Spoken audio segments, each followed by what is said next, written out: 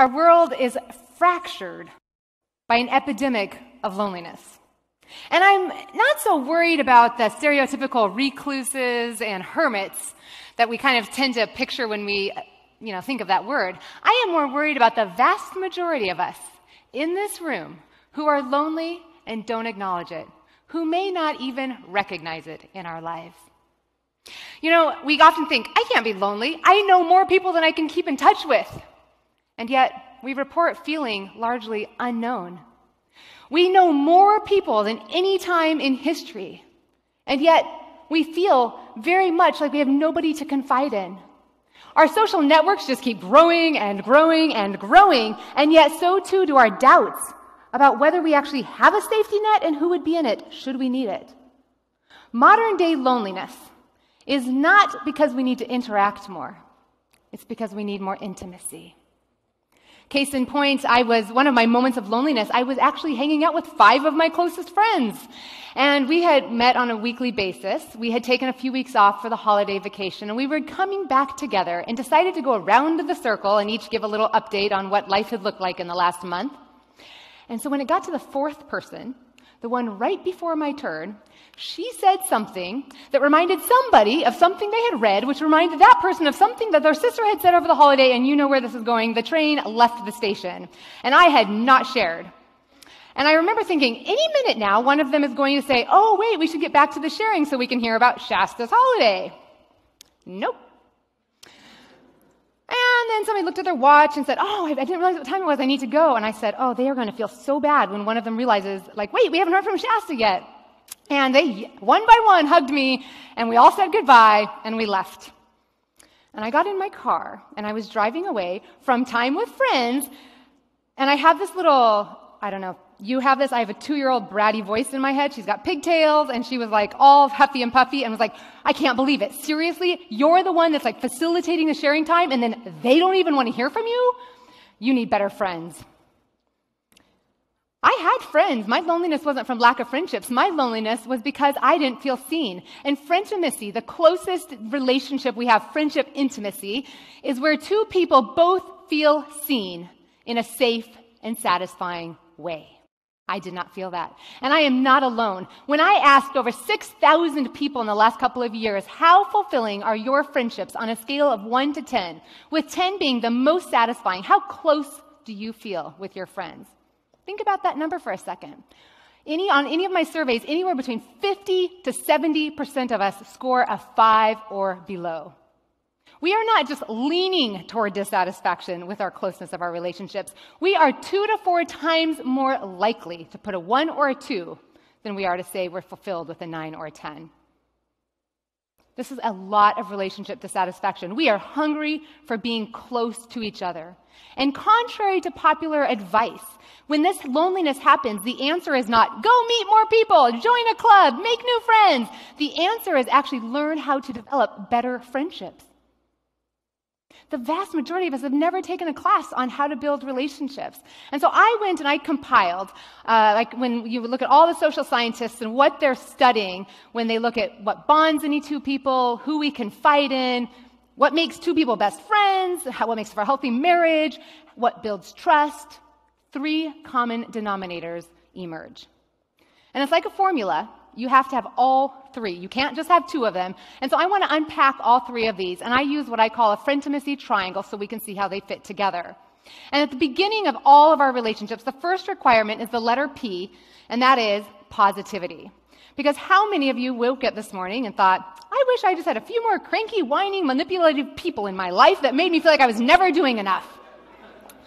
When we want friendship, we want the reward, we want joy, we want to feel good, this comes from smiles and laughter and kindness and acts of service and empathy and validation, gratitude, affirmation, all those things that leave us feeling accepted.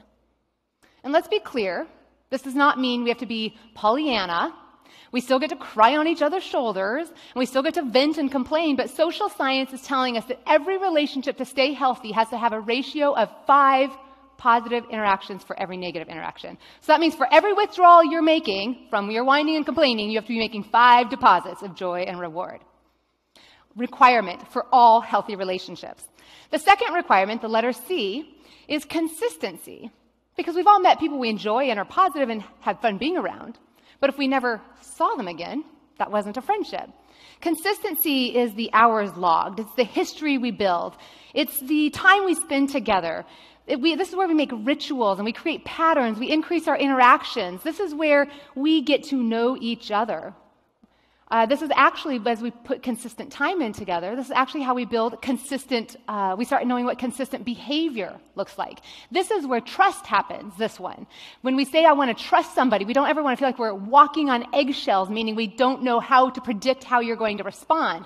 We feel safe when we can predict, and we can predict by we have created a pattern and we spend more time with each other. This is actually the one that made friendship feel automatic when we were kids because school was consistent. And this is the one we still end up building relationships at work, at school, at church, and associations because our consistency is automatic. You wouldn't pick those people to be your friends if you had a lineup of 20 other options. You're friends with them because you have consistency with them, and you end up building these other two components in. A lot of us have relationships that we enjoy, the positivity, and that we do things on a regular basis. But without the third requirement, it's not a healthy friendship. And the third requirement is vulnerability. Vulnerability is where we share, where we reveal, where we let people in and let more of us be seen. I teach 5 different types of vulnerability in my book, but suffice it to say, it's not just sharing the skeletons in your closet, the insecurities and the shame. It's also talking about what's going well and your successes and risk bragging to your friends. It's also sharing our history, our dreams. It's being able to articulate what we're feeling and ask for what we need from somebody else. That is tremendous vulnerability. Because at the end of the day, for us, we want to feel loved, and we only feel loved if we feel known, and we can only feel known if we actually share ourselves. Do these 3 make sense? These are the basis of every single relationship. You have never built a healthy relationship without these 3 things. And I could unpack this triangle for days, literally, but we are on a deadline. So the part that's germane to our conversation today is how we can know so many people and yet still feel so lonely.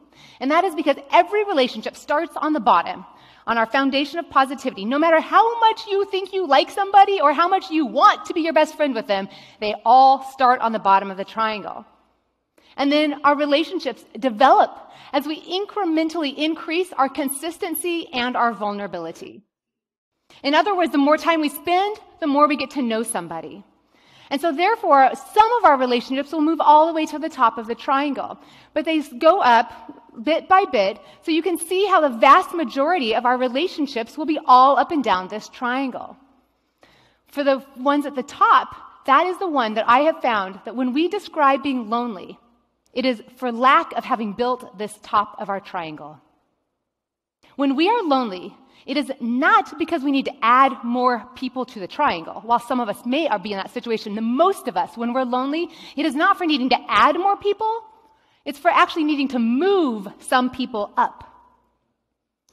Because remember, friendship is not something we discover. So I can't sit there and say, oh, I have an opening at the top of my triangle. Let me put out a little job hiring sign and audition you. And oh, you have 2 kids. I only have 3. I'm like, oh, da, da, da. And we play all these games and like, oh, do a little tap dance. Oh, she was funny. I like her. Yeah, we're going to be best friends.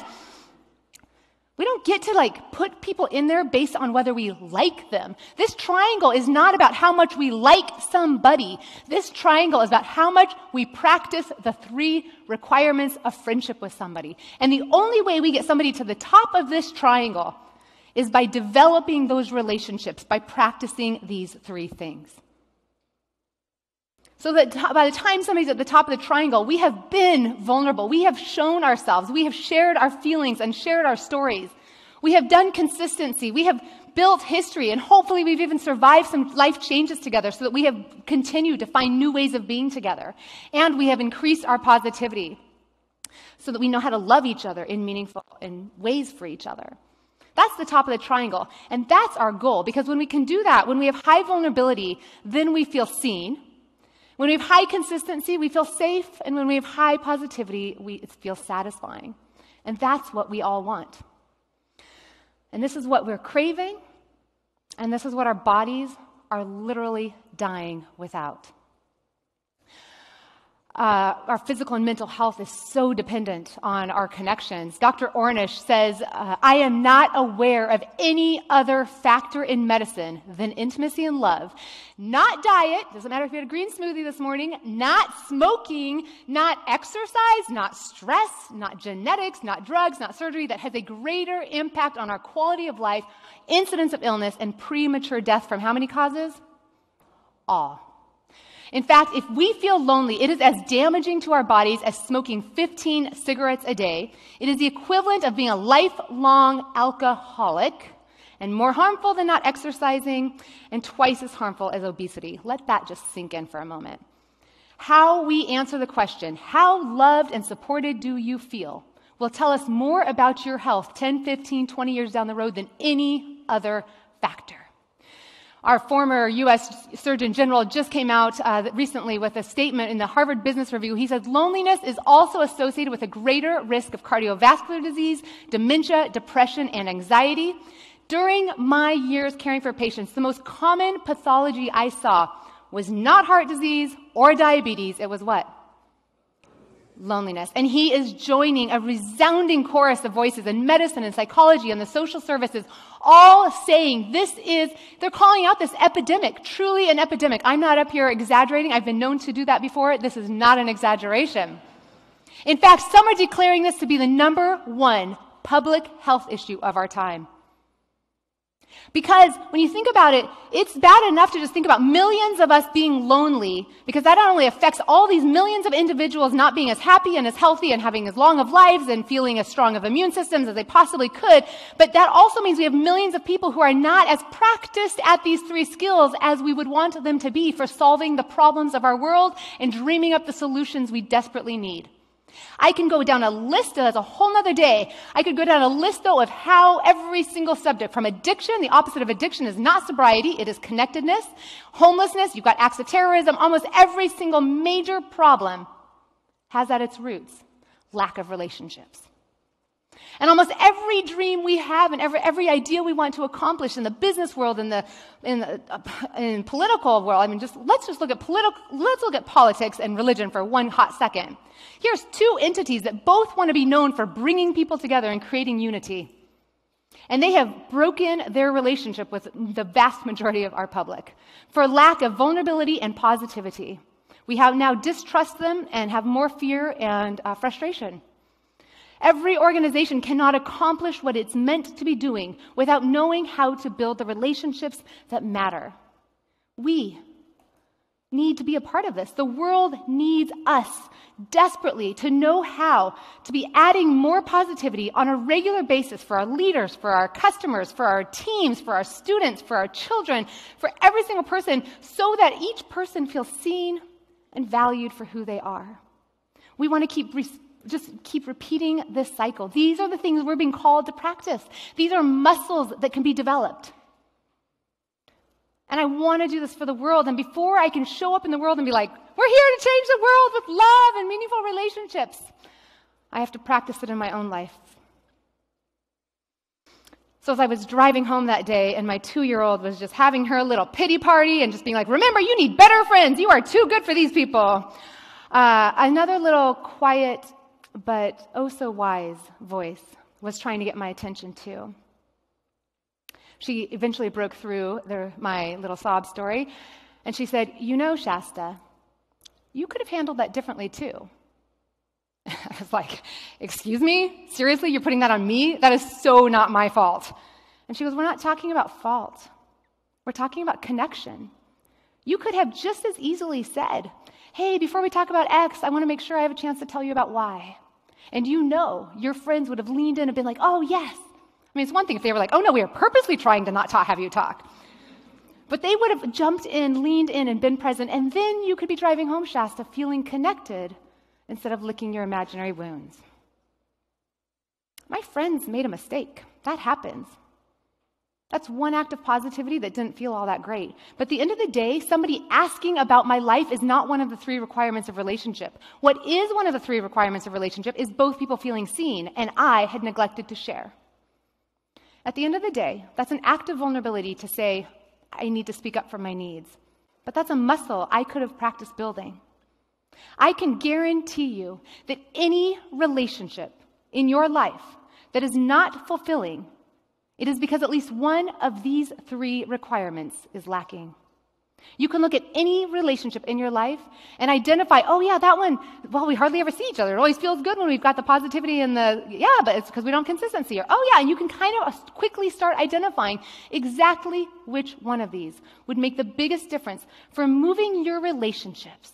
Your vast network of so many people, it is not that you are lonely from lack of people.